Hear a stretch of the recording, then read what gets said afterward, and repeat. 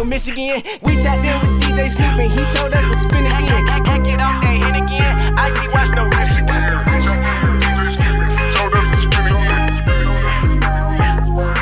Live from the backyard.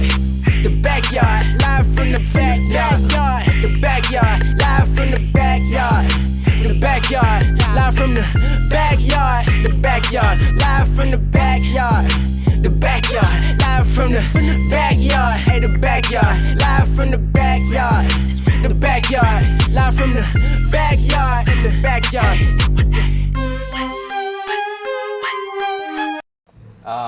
Yeah. This your boy Djsnoop, and we live from Bama Backyard.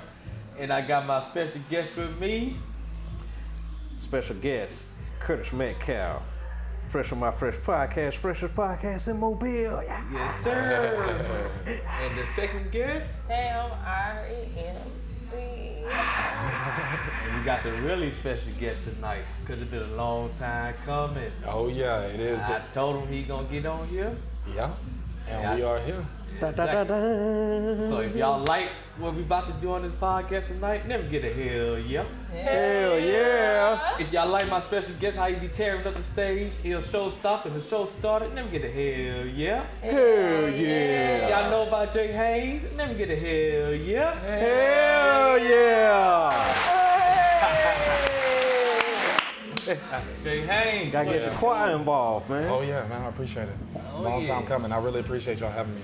Oh yeah, pleasure to have you. Pleasure to have you. Let's get down to business. Let's do it. Man, your crowd responded, your crowd engagement, I love that shit. I appreciate it. Hell yep. Hey, and niggas don't know, people don't know, bro. I got that shit from Stone Cold Steve Austin, bro. Swear to God, bro. I was gonna ask you where you got that from, because that shit. I got that shit from watching wrestling with my brothers growing up in the 90s and the early 2000s. When it was Stone Cold and The Rock and Triple H when at the height of all that shit, man. If you like Stone Cold Steve Austin, let me hear you say hell yeah. So I just adapted that to like how I do like shows and shit. So it's good crowd participation, man. I always want to talk. Right. And that shit funny as hell. You know what? Wrestlers are sort of like rappers in a way, because they have to deliver promos, they have to tell the story, and then the rapper has to tell the story too. Yeah, so, man, you got to be able to go in and out of character a little bit. You know what I'm saying? So, and why you think they only bring out rappers? Really? If you think about it, every time they come out, they got a rapper. Yeah. Yeah. Yeah. Yeah. Like that boy Bad Bunny. No, I heard they had brought out, who was it, The Rock? They had brought out The Rock. He was getting paid like some extra amount of money. But it was only because it made him, like every time they brought him out, it was special. Oh, like yeah, to the audience. Yeah, it was like, it was a thing. Like, Yeah. so that's why. Y'all seen Snoop Dogg on wrestling too now. Lord. Yeah. Snoop Dogg laid a smackdown.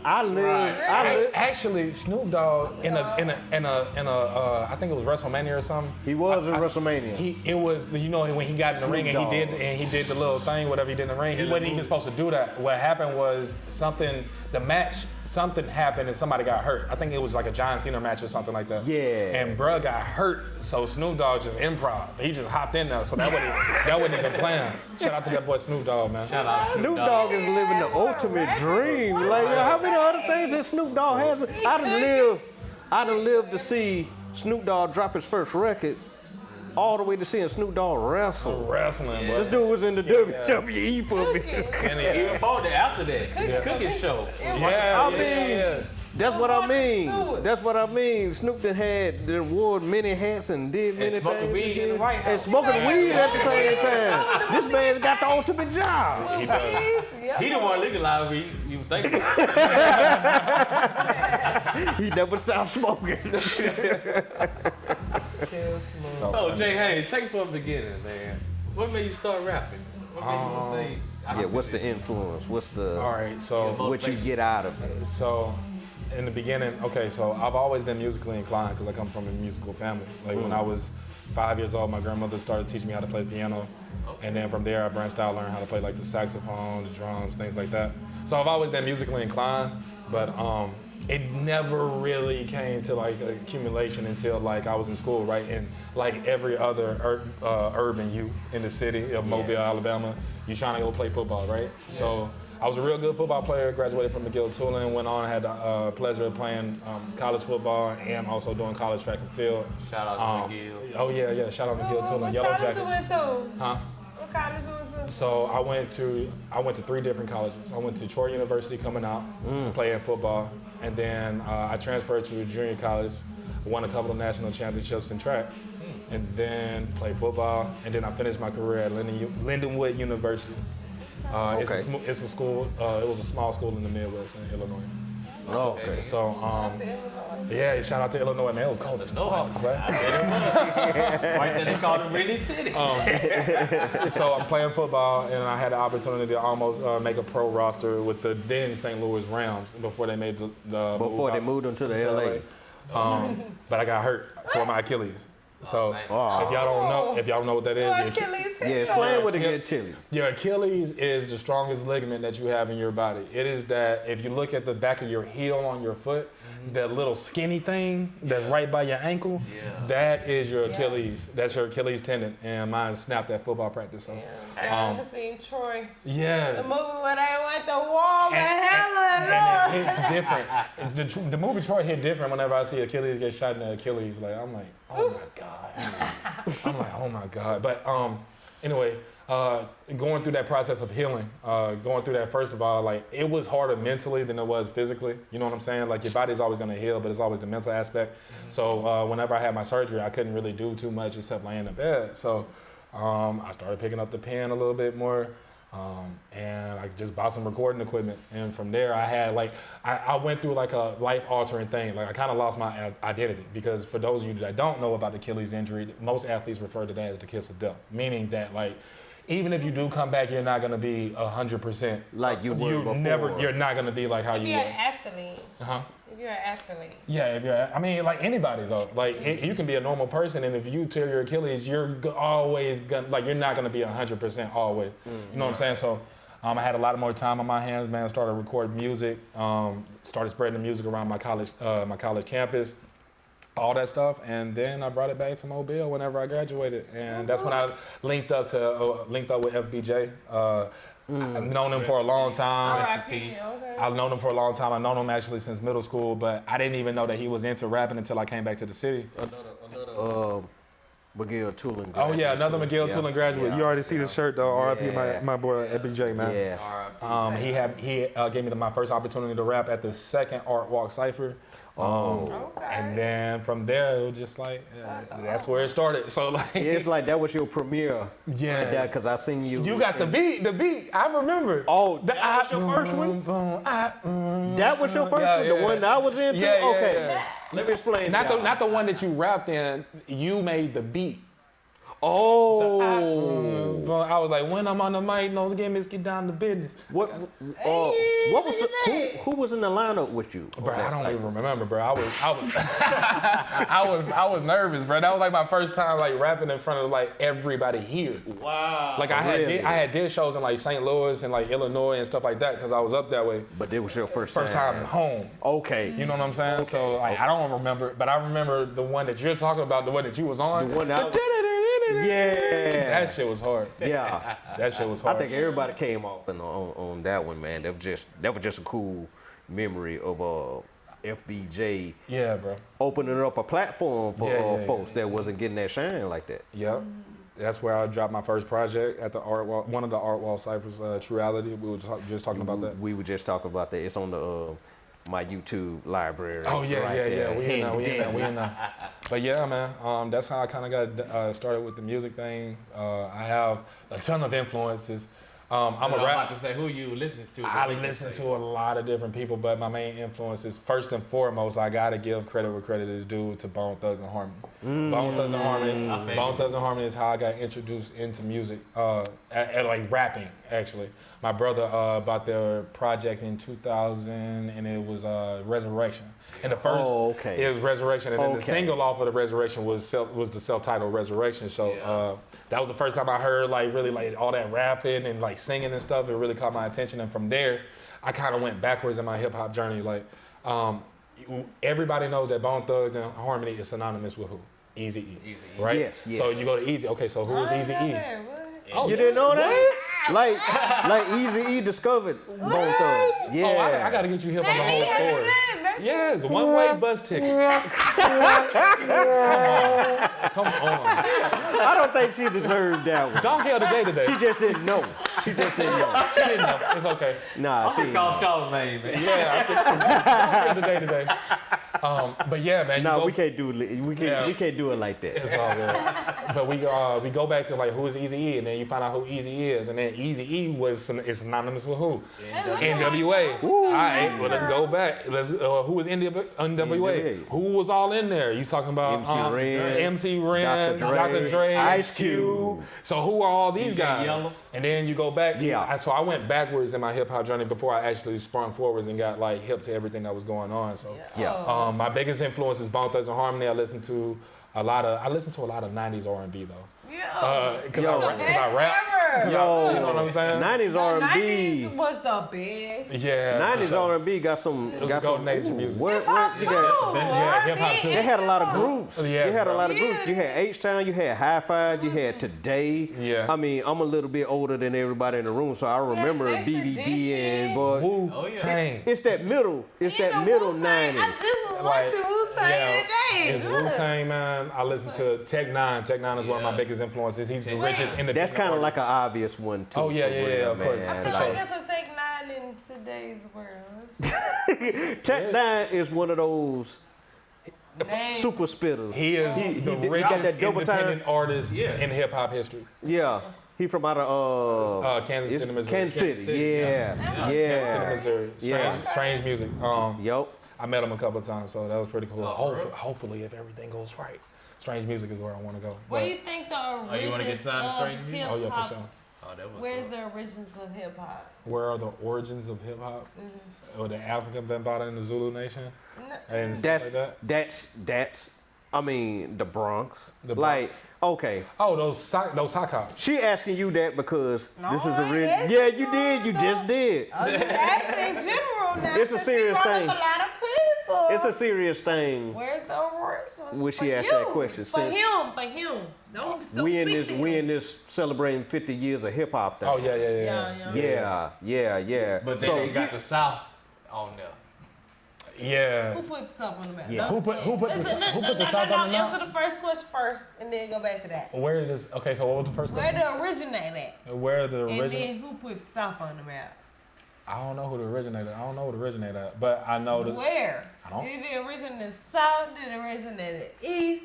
The West Coast? The Midwest? I think it's the Northeast. The Northeast. The Northeast. In New York. In New York. In New York? I would say. Who? So I actually watched the documentary. So Look at you. so this DJ, it was a group of people, and they used to have these like parties, these underground parties or whatever in New York. And whenever, they moving stuff. They were having these sock hops and then like these things called sock hops or whatever, and then people would come and then they would do their thing, and then they would do it to rhythm and rhythm and blues or rhythm and beats. So that's pretty much where it originated, man. From those like what do you call those basements? Like those basement parties. Basement parties In the West. in the Northeast. Oh, okay. Well, In the Northeast. clarify. But in the South, who put the South on the map? Yeah. Ooh. I don't know. I don't know, bro. I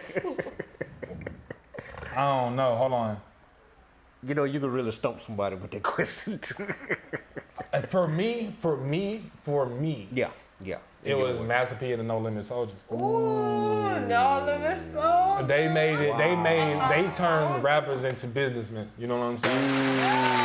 So like, Give it up. you know what I'm saying? Like, Give it up. It's definitely them, man. You know what I'm saying? Mystical, Maya X, Silk the Shock and Six Shock don't never rap on beat, but still my dog. Still my dog. My dog. The beat would be. Yeah. Yeah, he just be talking. But I think they put the South on the map with it, as far as that music shit, man. Okay. I agree with that. Master P made a lot of people want to be record CEO, record label CEOs. For sure. Even back then, they were just, it was their first taste of something like that. For sure. And it made them go deeper into the education of it, to how to properly run a record label. You know what I'm saying? They started out being fans of this man. Right. Fans of who? Fans of Master P and what he was doing. Master P was a fan of. Master P was a fan of maybe, I know he was a Pimp C fan, used to be. Okay. He liked Ice Cube. He liked a whole lot of rappers from out of the Bay Area. Yep. San Francisco, Vallejo. That's like where he really got his start. He was working on managing a record store out in Richmond, California. That's why.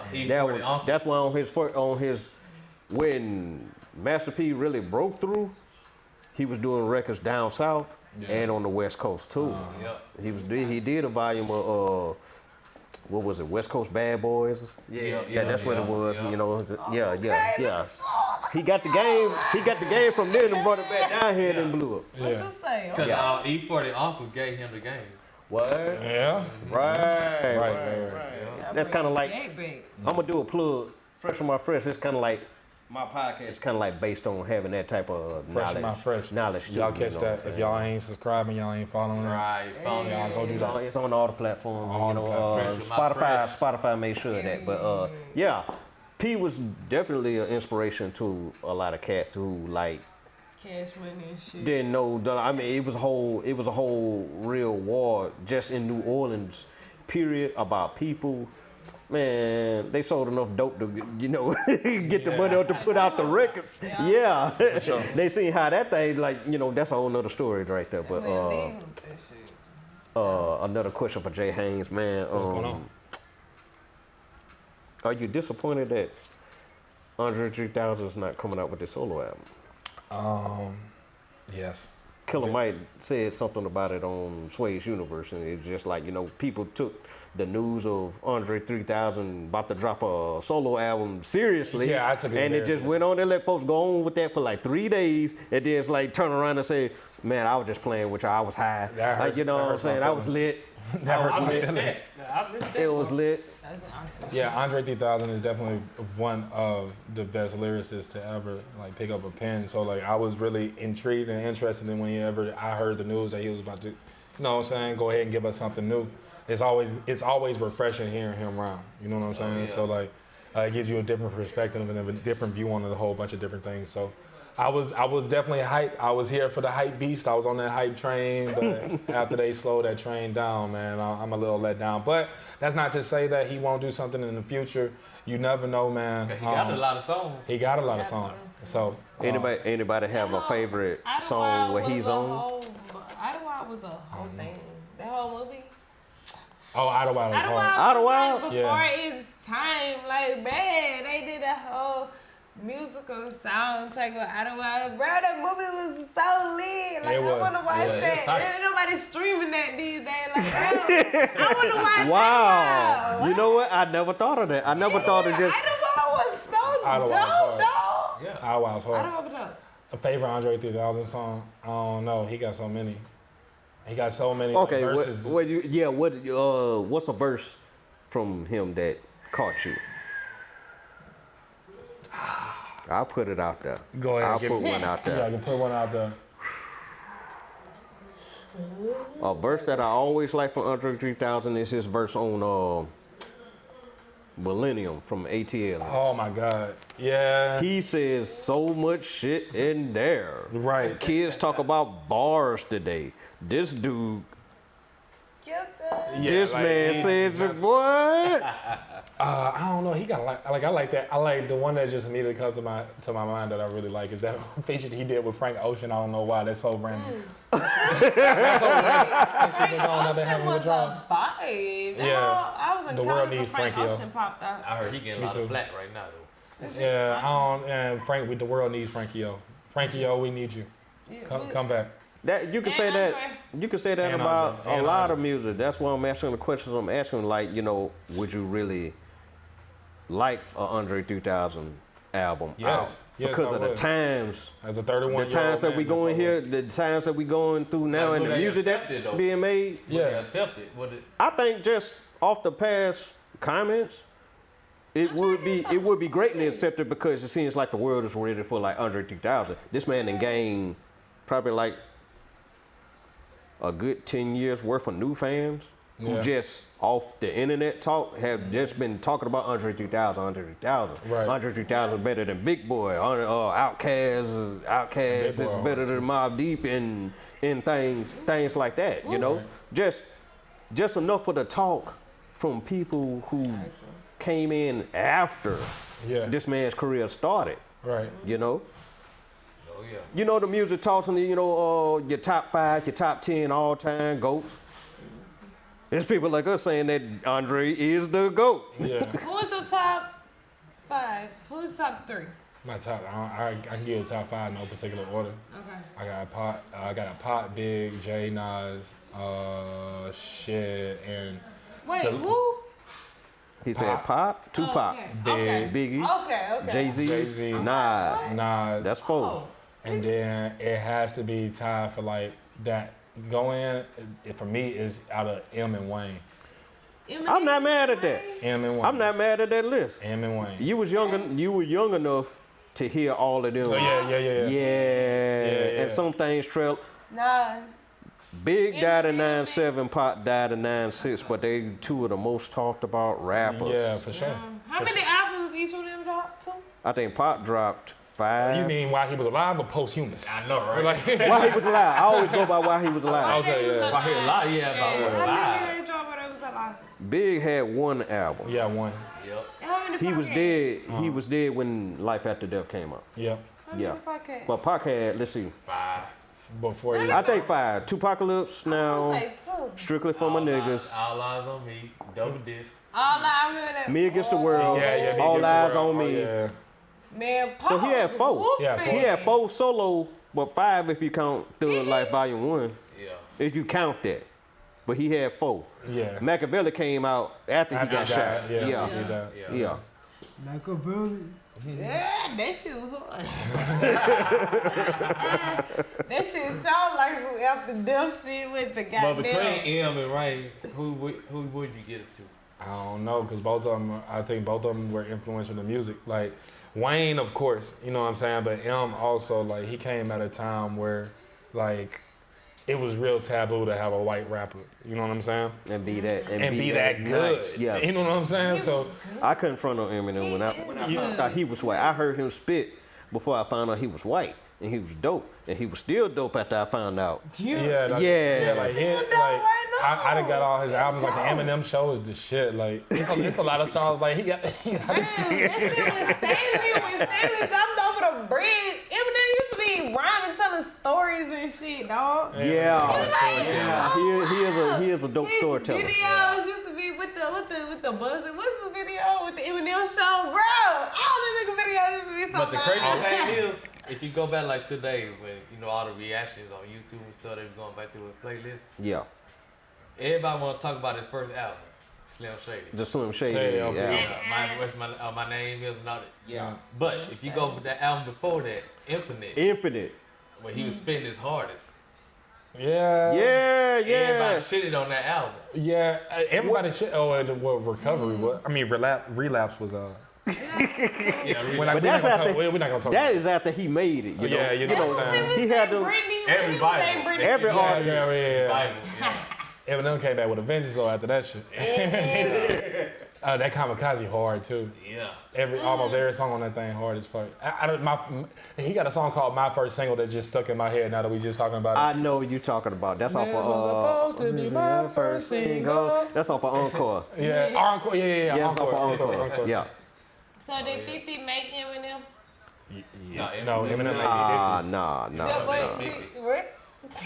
Eminem is what it's 50. What Dr. Dre is to Eminem. Yeah. Say it again. Eminem is to 50 Cent what Dr. Dre is to Eminem. Yep. Dr. Dre. If one wasn't there, they wouldn't. Dr. Dre put on Eminem. 50 was Eminem. Producer, huh? No. No, artist. 50 was still doing mix. Right. 50 was still doing mixtapes. 50 was producing Eminem shit. No, 50 was doing mixtapes, man. 50 Cent is Eminem artist. Producing Yeah. Eminem. Don't go to that. So Dr. Dre and Eminem. It's okay. But yeah. Interesting. I mean, So where you get your style of rap from? Cause I'm really good fan of that. Like Bone, Tech. I listen to this guy named Ritz, who's a white dude out of Atlanta who is fucking hard. I don't understand why people ain't like more up on him. Yeah, I see a lot of people react to this song. J. Cole, definitely. I feel like me and J. Cole relate a lot because I had the whole college experience and all that shit. And, Where you from? You from Mobile originally? Yeah, well, I was born in Panama City, but I mean, I grew up here. I moved here when I was 5. Okay. So, graduated from McGill Tool. Shout out McGill Tool and shout out Heart of Mary. that's right. That's right. They was stealing all the football players. What the fuck? That's a story. Hey, That, that's a story between Murphy and the old Central High School. Loser say what? They called. McGill was stealing all the football players from all the motherfucking hood schools. Loser say what? Hey, she ain't lying though, because all of us was living in the hood. I mean, she's telling the true story. That's why I just said what I said for people who own Mobile Talk. The thing that makes McGill good in sports, this is the thing that people don't even think about. Like, you have like these guys, they have feeder programs, like feeder schools. You know what I'm saying? Yeah. So like got scholarships. all of the CYO schools, Catholic Youth Organization. So like Heart of Mary, St. Ignatius, Corpus Christi. All of these kids start going to school from like pre-K and kindergarten all the way through that grade school, from kindergarten to 8th grade, and then they go from 8th grade to 9th grade through 12th grade. So a lot of these kids, even the kids that didn't go to school with each other, a lot of them had been playing with each other and been around each other and went to all the sock hops with each other. So we know how this shit go. everybody that goes to McGill usually already knows each other, as opposed to like Williamson or Murphy or something like that. All these kids are coming from different places. No, don't think that's not true. People from all the schools are feeder schools. The people that went from Williamson, because I went to Mains. All the children that went to Mains with me went to Williamson. All the people that went from Denton went to Davidson. I went to Davidson. So, but How many schools fit into Davidson? hold on, only one, but I'm saying. Okay. Okay then. Nathan McGill, I'm saying they breed from the majority schools. How? what I'm saying. How? Because they give scholarships to No, our they do best not. players. They do not football give scholarships. players. I went to McGill Tool and I was not on scholarship. You didn't, but that doesn't. Your experience is not the experience of. None of my friends were on scholarship at McGill. None of my friends, none of us were on scholarship. When they came time to graduate, they said, if you do not have our money, you are not walking across that stage. This is the thing.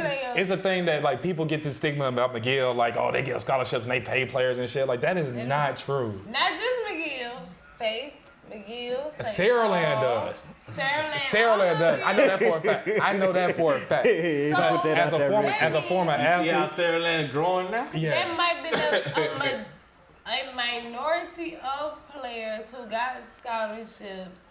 I coach at McGill too now, so like I'm telling you what I know. I'm not negating your experience, and I'm asking you not to negate my experience. I didn't know you went to McGill. I didn't know you went to McGill. My bad. I'm actually talking But about go ahead, people go I ahead, knew go who went to Faith. Go ahead. I'm just saying I know a lot of players who Yeah. were football players Yeah. who got scholarships to go to schools, private schools, Understood. like McGill and Understood. Faith and St. Paul. McGill don't give out scholarships. I'm just saying McGill. St. Paul and everybody else, they probably do. But I believe St. Paul's. I know that. You can call my for mama sure. right now. St. Paul did. Yeah, my brother and sister. You know what? The only thing that they had at McGill is that if you were Catholic, you ain't had to pay as much as everybody else. If you weren't Catholic, you had to pay more than everybody else. What? Yeah. That's crazy. Swear to God. All right, never mind. We're gonna get in there. All Yeah, right, go yeah. back We got to the music. bang bang, bang bang. Get back to You shooting from the hip. All right. Yeah. Let's get it big. Okay. like. What projects did you have now? What you got in the future? All right, so right now I'm finishing up my next album. It's gonna be called Enter the Void. I don't know if y'all keep up with like cartoons and anime and shit like that, but y'all ever heard of it? No, reference. What's the favorite anime? No, it's not. Have you ever heard of Avatar: The Last Airbender? Yeah. All right, cool. I got that shit tattooed on my leg. But Why? because that show is very influential. I actually got V watching that shit now. But Who's V? V's my girlfriend. Okay, V. Yeah. All right. So I actually got her watching that shit now. But Avatar: The Last Airbender. So the Nigga definitely got me watching. It's always good to have your mate Definitely tune in the same shit you tune. Oh, yeah. Yeah. So a spinoff from that is called The Legend of Korra. It's the next Avatar in the Avatar cycle. Season 3 is my favorite season, and my whole album is inspired by season 3 of The Legend of Korra. And it's called Enter the Void, and that's like one of the main themes in there. It's about emptying yourself and it's twofold. One is like emptying yourself and becoming wind, letting go of your earthly tether so you can reach enlightenment. The other way I take it is like Into the Void. So I do have a certain style, you know what I'm saying, that everybody is accustomed to. And some might say, okay, Jordan, he has all these nice records, but he doesn't have like a club record. He doesn't have like this record. He doesn't have that record. Oh, so you get into that. So I'm getting into that. You know what I'm saying? So entering those voids that people may see that or say that I have. So like, okay, yeah, I am a rapper first and foremost. I am a hip hop artist to the bone. But if I need to make a song like that, like my creativity knows no bounds. I don't like to be put in a box. I can make a club record. As y'all heard tonight with the, let me see again, oh. That's my shit. Yeah. Do you think that Airbender has ties to astrology? Yes, of course. It deals with your chakra network. You know what I'm saying? Chakra? What you know? Yeah, it deals with your chakra network. Hold on. I'm a DJ. I gotta bring that back.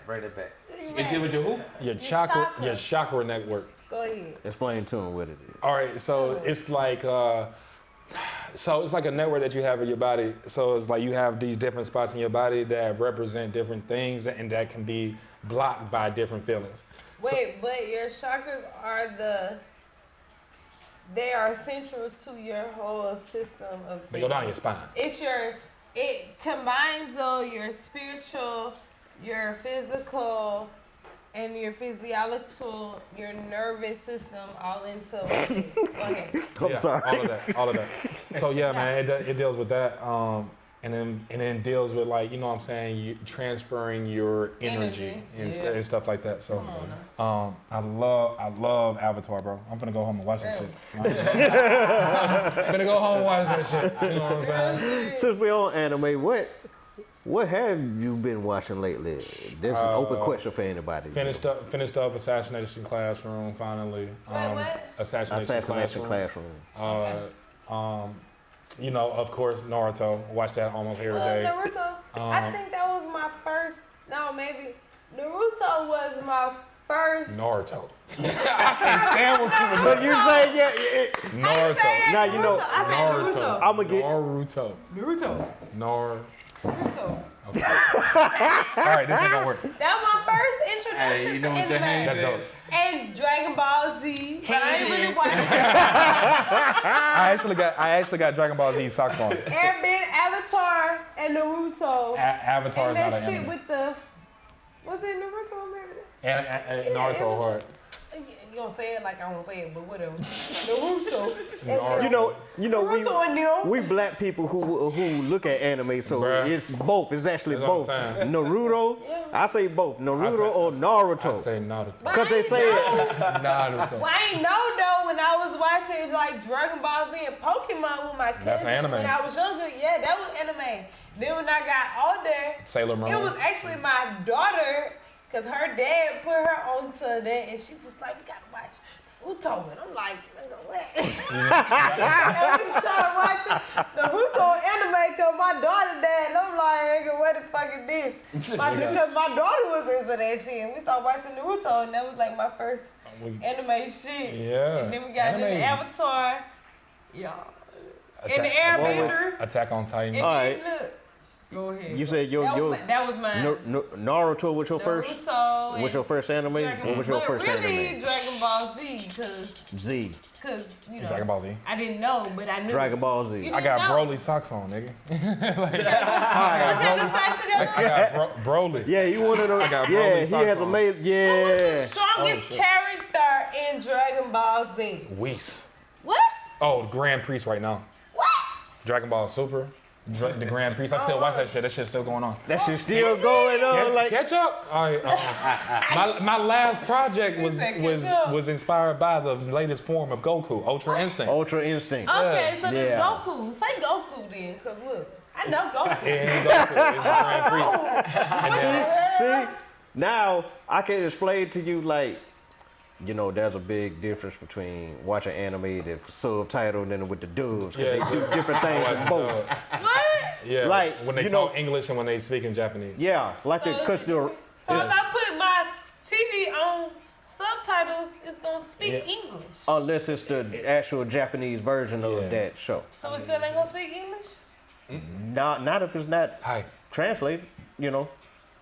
So y'all saying if I put Your on subtitle some- gonna be in. What else? Let me explain. Let me explain, cause that was Subtitles not that ain't what I wanted What to he's get. saying is there's a difference between No.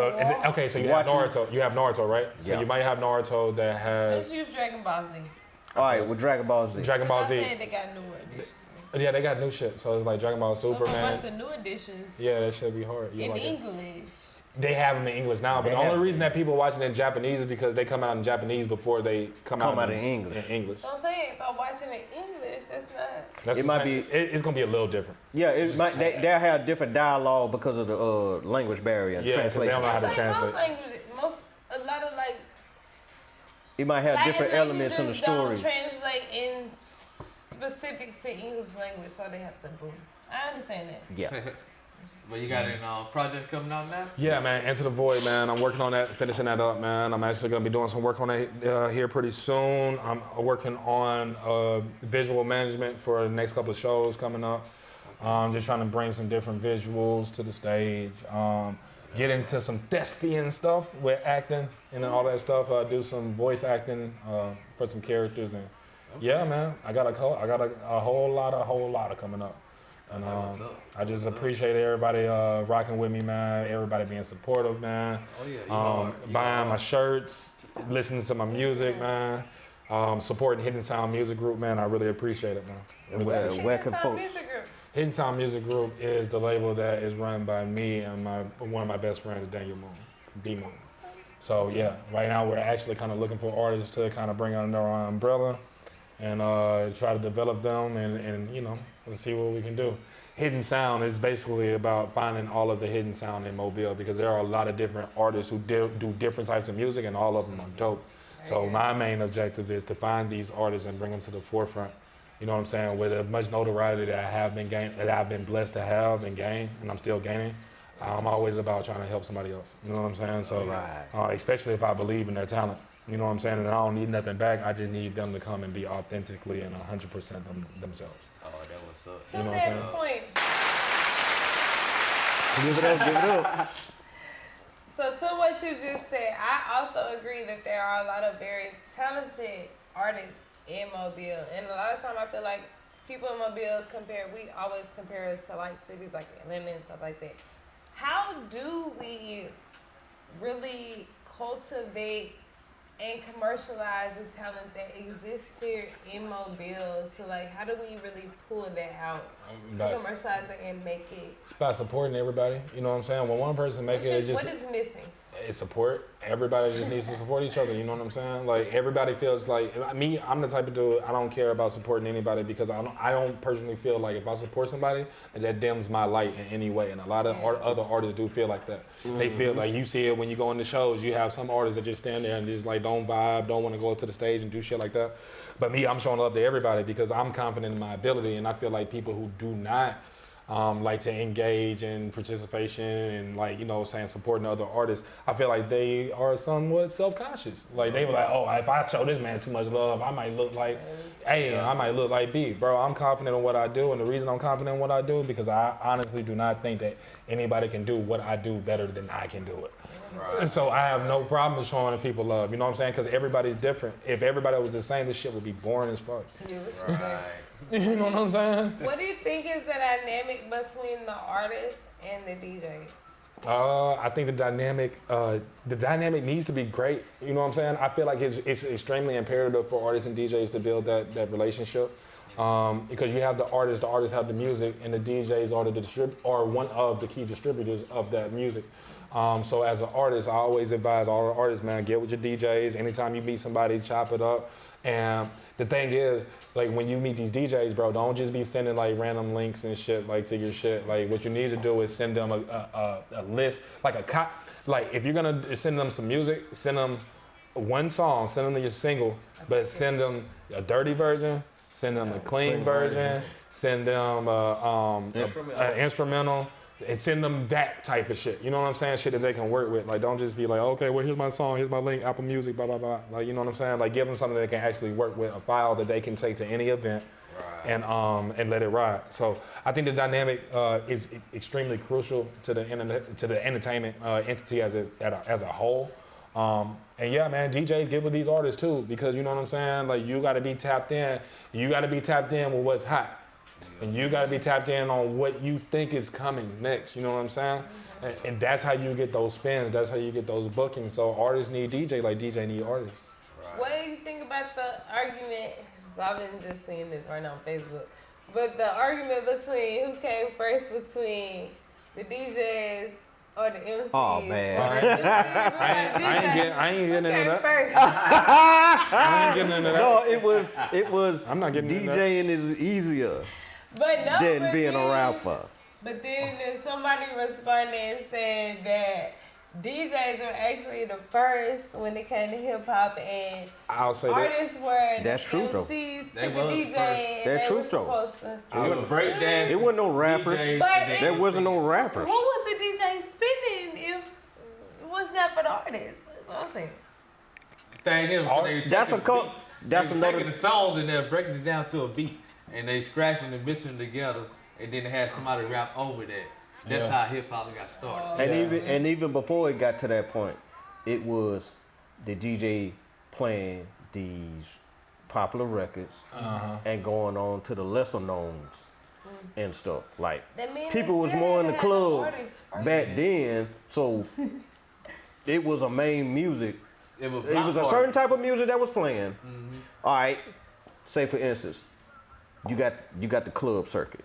You got your best DJs in town playing the best music to get people out on the floor, drink or whatever. You know what I'm saying? It's a whole festival. There are people out who don't have all the material. They just jury rig some stuff together. Got the energy from some other means, you know. Talk about people in the projects that was only a few of them had this going on, and it was a certain person that had that. Boom, they had the block parties out in the park, you know, jammed the plug into a street lamp, street post. Well, somebody had the ingenuity to know that this would work and to power all this, and it kept happening. Right. Then the style got looser when it goes to what you said. Yeah, you find a breakdown of this record, just the drums and stuff, and get another copy of the record to continue that. Who thinks that? Who thinks that to make that the sound of a culture? Real. Yeah. The sound of give off the your social media, how supposed to reach you. And Oh yeah, man. If you trying to find me on Instagram, you can find me at WagwanJ. That's at WAHGWANJ. You can also find me on Facebook. Fan page is Jhaynes. You can find me just Jordan Haynes on my regular page. TikTok Hidden Sound Lyricist. Shit, all these damn social medias. What's the importance? That's the hardest thing about being an artist. Like How much weight do you place on the importance of your social media presence? Like nowadays, this is a lot more prevalent. You know what I'm saying? If y'all aren't familiar with what I do on social media, I usually post at least once or twice a month. Post these freestyles. Call them bar work. It's the bar work series. Taking it a lot more seriously now. I'm a more close to the vest type of person. I'm a personable person, but I'm learning to be a more personable artist. You know what I'm saying? Right. So it's extremely important, especially for the type of music that I do. That double time rap is not really like that prevalent down south. It's more like a Midwest type thing. So I have to reach out to other areas and stuff to get like a lot of numbers and stuff from my social media and for my Spotify plays and things like that. But it's extremely important. Nobody's gonna, even if you make the hottest record in the world, nobody's gonna know you made the hottest record in the world if they never hear it. You know what I'm saying? Yeah. So it's about you getting your music or your product or your brand out in front of people and letting them make the decision. That's all marketing is, man. But it's a lot in it. Like you gotta continuously post. That's why, like I say, man, you want to be an artist, man. There's a lot of shit that goes into it, man. You got me personally, the shit that I got going on. I got making a brand, Hidden Sound Music Group, creating merch and shit. So I do t-shirts and I do like cups and all that shit. Making my own beats. Then after I make my own beats, I gotta write my own lyrics. Then after that, I gotta record my own shit. And then after I record that shit, I gotta mix and master that shit. And then after I mix and master that shit, then I gotta put together a project. Then the project has to have a theme. Then I have to get the artwork ready for the project. Then I got to get the track list, and then I got to see about how I want to roll it out. So like, do I gotta hit a Djsnoop for the podcast so I can say, hey, this is the project coming out, boom, boom, boom. Do I want to hit Djsnoop before I drop the project or after I drop the project? Because those are really important too. Like, do I want to do Fresh My Fresh podcast like the day before, or do I want to wait, let it drop, and then go and do it on yours? Yeah. It's all about making that strategy. Then on top of that, you got to find shows for yourself. Then when you find shows, you got to be your own stylist. You got to find your niche. You got to find like what you do. For me, it's anime. So you always see me in some anime shit. Yeah. Got anime socks on right now. So, for both of us. In other words, it's what it boils down to is being an independent artist. Yeah, like being an independent artist, bro. Like that shit is hard. Do it yourself. It's a very freeing feeling because everything is coming from you and you don't have really any bounds. But the thing along with that is you don't have that machine behind you pushing.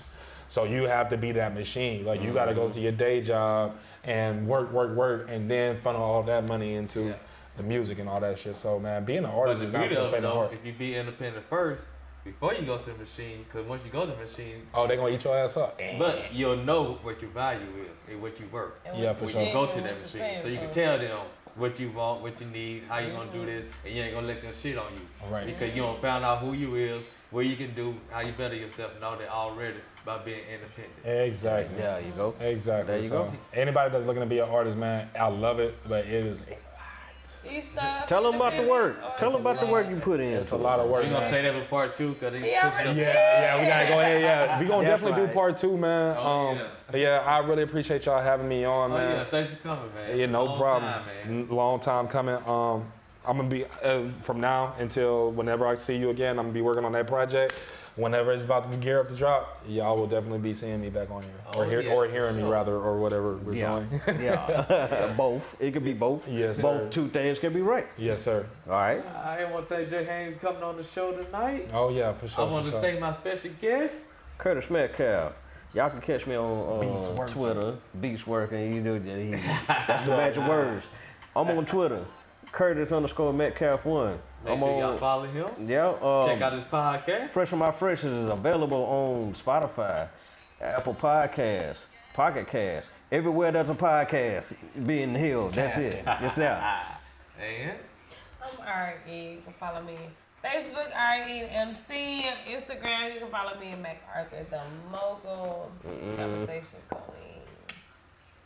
yes, sir. That's it. If y'all gonna call Jhaynes' new album, never get a hell yeah. Hell yeah. Y'all gonna follow Jhaynes on this social media, never get a hell yeah. Hell yeah. If y'all Live from Bama Backyard Podcast. Never get a hell yeah. Hell yeah. If y'all gonna follow my special guest on this podcast tonight, never get a hell yeah. Hell yeah. And we out this bitch. Thank you so much.